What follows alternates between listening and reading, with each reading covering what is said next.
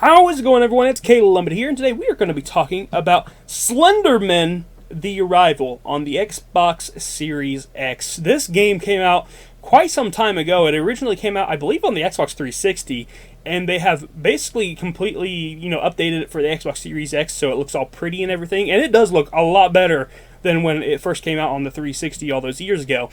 And it's a fantastic game. I absolutely do love this game. If you like horror games and you like kind of like creepypasta stuff, you're probably going to enjoy this game. I like creepypastas. Slenderman is like probably the most well-known, I would say.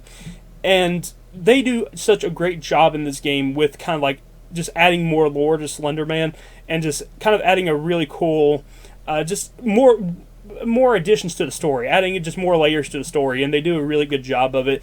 And even throwing in some stuff that makes you wonder exactly like what Slenderman is. Slenderman Arrival starts off with your character going and hiking into the woods and coming across an abandoned house where you find out that a character has gone missing. I believe the character is actually her sister. Her sister has basically just gone missing, and you actually are going and looking for her sister in a lot of creepy locations. So you look around the house at first, she's gone. She left the house, she busted out the window, and she ran. And it's your job to go find her in the woods. So it gives you multiple different missions where you are trying to basically solve some puzzles, trying to get through some mazes and stuff, and basically find your sister through some creepy scenarios. And I do like the different scenarios that they have in this game. And obviously, probably the most famous scenario is the missing pages. You have to find all 8 pages in one level before Slenderman gets you, and I always enjoy playing through that level. It's probably the most iconic. But there's also a lot of other just crazy levels that they added into this. There's a level where everything is on fire and you're trying to traverse like this gigantic fiery maze without getting, gotten by Slenderman. So that's pretty cool. I really like that one.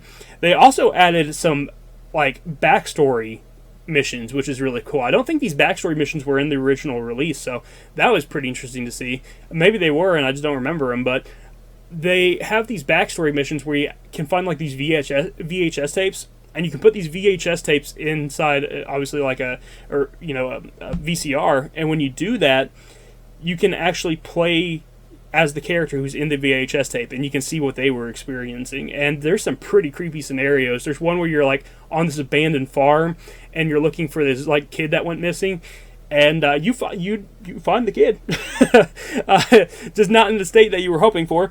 It's pretty creepy. It's pretty creepy walking around this abandoned farm, and there's like this creepy little like church area and stuff. There's some creepy locations in it, and you can see this like kid running around the cornfield and stuff, and it will make you nervous playing through this game.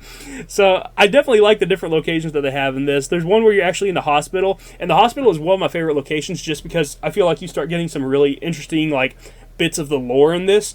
And I'm going to talk about a little bit of the lore. I don't think it's a massive spoiler, but you do find like a little note from the doctors talking about how they put basically a bunch of people on antidepressants, and the people who are on antidepressants are all seeing Slenderman. They're all seeing the same thing for some reason. So I find it interesting. It's almost like they unlocked part of their brain where they could see it or something like that. Just kind of a cool backstory and cool lore, and just, again, more ideas that just add on to the story of this creepypasta, and I think it's a really just fun idea and just really crazy at the same time. I love it. There's also this like abandoned factory that you have to go around in. You have to watch out for like Slenderman's little helpers. He has these like little helpers that walk around. Saying Slenderman's little helpers sounds funny. It sounds like I'm talking about Santa's little helpers, but I'm talking about Slender's little helpers. But you are walking around this abandoned factory and trying to basically turn on all these generators to get the elevator working.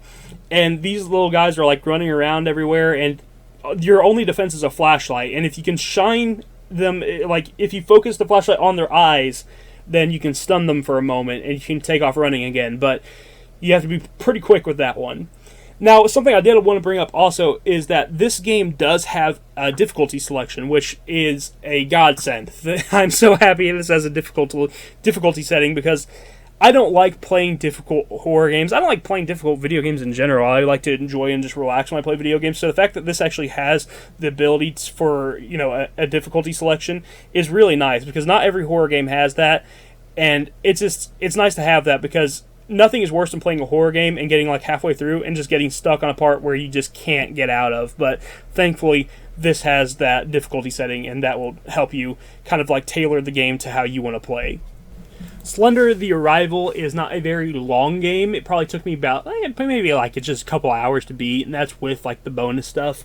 So it's not a very long game, but I don't think it really needs to be. It's just a really fun experience overall, and it's not super expensive. Like, I think the game, if you want like the older versions, it's definitely cheaper. But if you want the newer Xbox Series X version, I believe it's $20, but it goes on sale pretty often. So I actually got this game on sale for $6.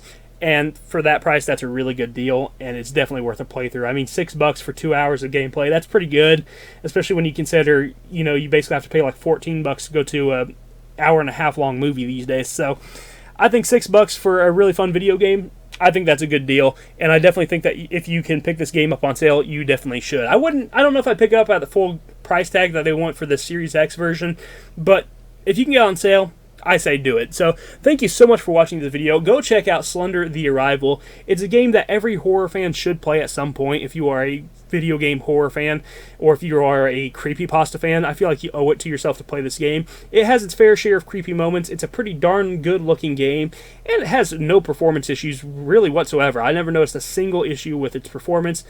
And man, it has some creepy scenarios in it. So it's definitely worth your time. Oh, I forgot about the abandoned. There's one part where it's a prequel to where your sister is, and you're in the house, and you wake up in the house and she's like drawing these pictures of Slenderman, and then all of a sudden she starts freaking out, and it's just like close all the windows and doors of the house before Slenderman gets in, and then that's the mission. You literally are like closing everything trying to close everything before Slender gets in, and that is just, again, another great mission. Just go play Slender: The Arrival. It is very fun, it's tense, it's scary, and they do a good job of just adding on to the Slender Man lore. So I will talk to you in the next one. You have a fantastic day. Bye-bye.